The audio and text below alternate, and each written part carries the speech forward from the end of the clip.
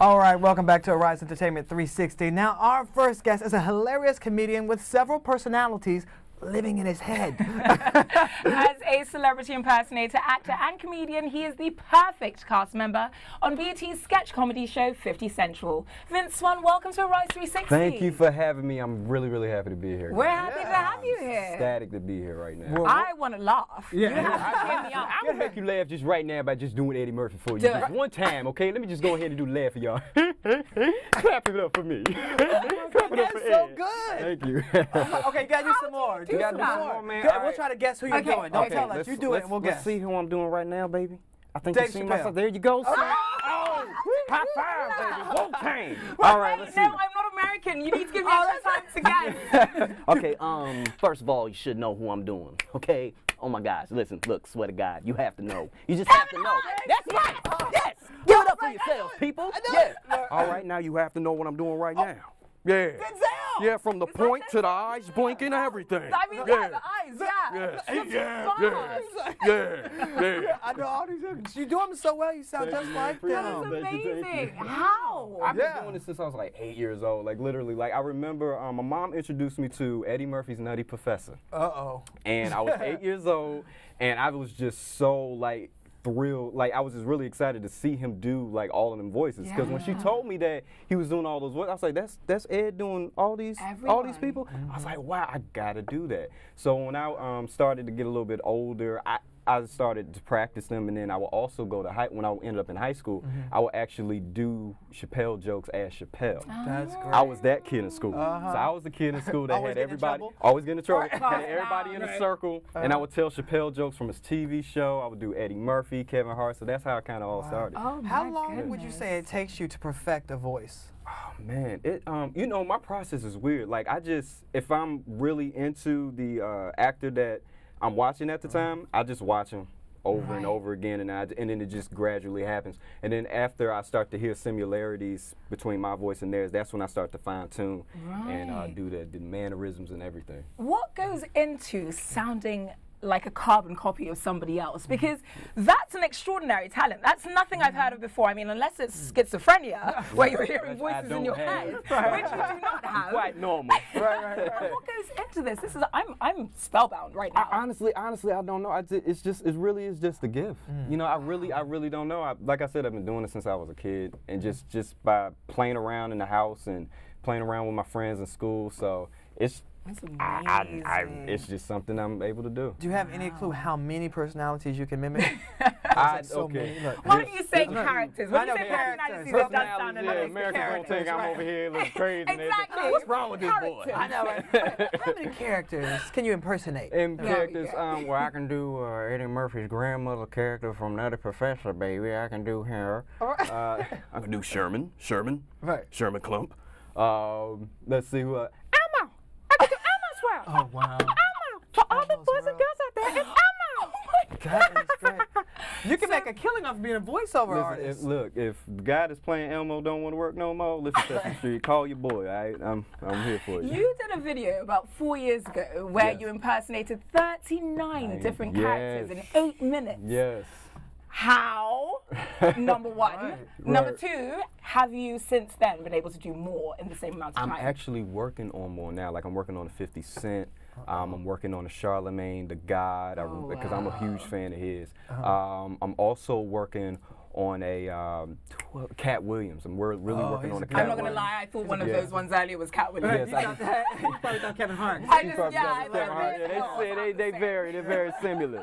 They're very similar. Yeah, but the 39 impersonations of characters, that was just built up from, like I said, since I was like 8 years old, just playing around the house and just That's doing. amazing. And you mentioned 50 Cent earlier. Now Yes. he's an executive producer on this show, and we can He is. see him here with you. on What the is it wonderful like screen. working with him? Working with 50 Cent is a thrill. The man is not only funny and charismatic, but he's really like a genius. Just sitting there and talking to him, it's like the things that he says and how he strategizes, his business and what he wants to accomplish with the show, I'm just like in awe with everything, and I hope to even work with him more in the future. I mean, you know. Well, I think that's going to happen because the show's taking off. It's just got greenlit for a second season. Congratulations. Thank you, appreciate it. Yes, yes. But for those who don't know about the sketch comedy show, tell us a little bit more about it and how you became a part of it. Well, the sketch, so if you think of In Living Color, Chappelle Show, it's a new age of that. We have music videos on the show, Man on the Street. We also have a segment where we have stand-ups come and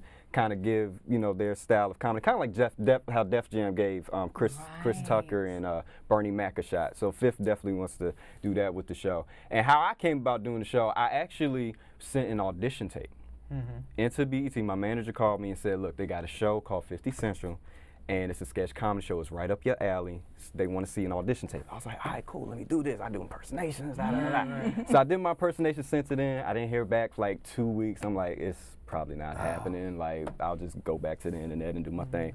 And then I ended up getting a call, and they wanted to fly me out to do an in-person audition. I was like, okay, there's hope.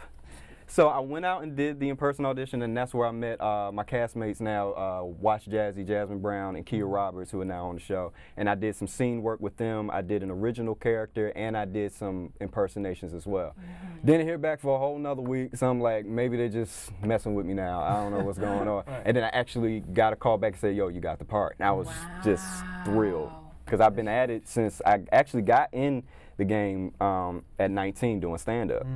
I went to the British American Drama Academy in Oxford University. Oxford. Excuse us. That's one of the most prestigious drama schools in the world. We have to point that out. You're not just a stand-up comic, which I mean, not just. You are not just a stand-up comic. You're everything. Yes, and it was crazy too, because the whole experience was great, because it was like Shakespeare camp. That's how I see it. I mean, we were just studying, and it was very, very, very intensive. Like, we had to learn sonnets in like 2 hours. What?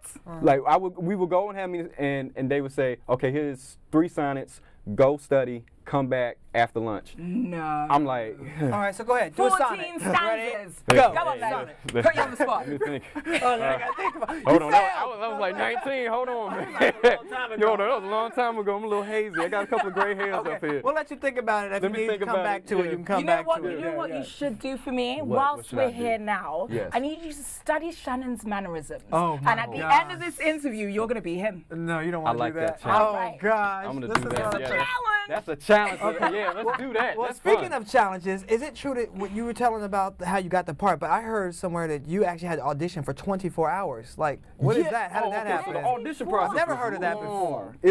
I exaggerate. It wasn't really 24, but we were there from like 8 in the morning until 1 o'clock the next day, like 1 a.m. It was that long of an audition. We had about 50 people come in to audition. They kept dwindling it down, so everybody was sweating because people were getting cut, and it was intense. And so you had to keep doing stuff? We had to keep, it was like last man standing. Like they interchanged us with different actors to see who, it was more like a chemistry test to see who had great chemistry with everybody and everything. So yeah, but it was just dwindling down. We were there all day. I think we had pizza at 8 o'clock, and that was only That's all you need. And I saved some breadcrumbs, put them in my pocket, some breadsticks, and I'm over here like this, and everybody looking at me like, you gonna share? No. I hope the budget has gotten better now. It's going to the second season too. Yeah. Okay. The budget's really, really nice. Now you do a host of celebrity impersonations. Yes. Which celebrity is your favorite to impersonate, and why? My favorite celebrity to impersonate and why?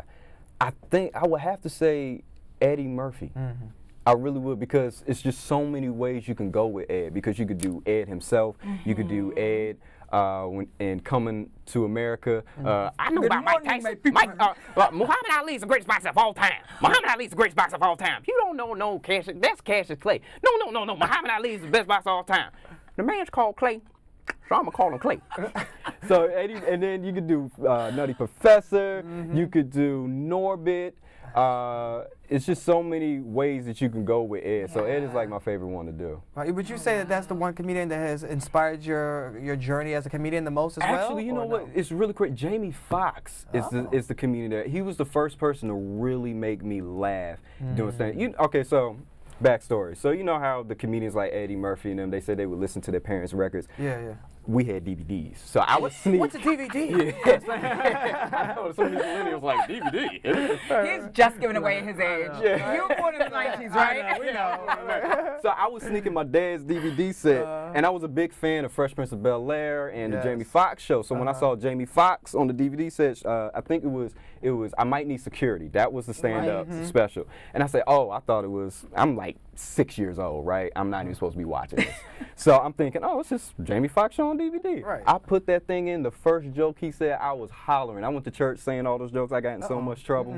I got in so much trouble. I got in so much trouble. Right, I didn't know what I was saying. I was 6. But it was funny and just I've never seen a stand-up show like his because he incorporates music and the piano. He brings a whole different element to the stand-up scene instead of just, and there's nothing wrong with standing up there and telling jokes and stories, but the way he did it just intrigued me. So Jamie Foxx actually is the guy that I look up to as far as stand-up, and he was the one that really inspired me. Clearly as far as music as well, because when you're not doing stand-up comedy and you're not acting, you're singing. Yes, that's Tell y'all have us done about some that. homework.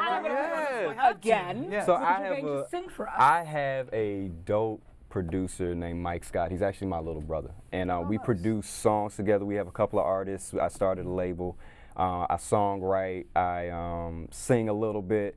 Rap a little bit, so So give us a little something then. You can't just say it without giving us a taste. Wait, you know, you still haven't given us our sonnet. So now you owe us 8 bars of a song. You owe us a rap, a sonnet, and an impersonation of Shannon. Wow, you're gonna be here all day. We'll start with the music. We start Give with us some music. Yes. Okay, let's see. Goodness gracious. Let's start with a sonnet because I already got a sonnet in my head. Let's see. Let's see here. Midsummer Night's Dream. What is that? I'm gonna have to come back to that. Okay. I was into it too. Like, I know. Yeah. I thought I had to reel you in. I had to reel you in and really think that I was going somewhere with that. But see, that's the acting side, right? I had to reel you in. I had to reel you in. Yeah. Let me. I gotta go back in the vault and get these songs out. I gotta go back in the vault. Okay, maybe we'll do it during the commercial. Put it on Instagram for everybody to see, and we'll have it. We'll have it there. Wait a minute. I sense you trying to sneak out of doing my Shannon impersonation. What do you mean? Yes. Huh?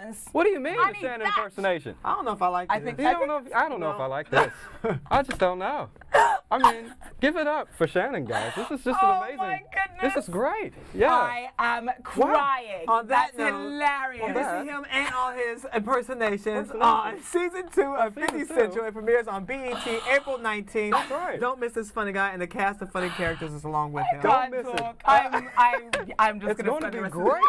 You have to watch it Aprul 19th. Is he still doing me? Wait a minute. Is he still? We'll be back. We're going to the commercial break.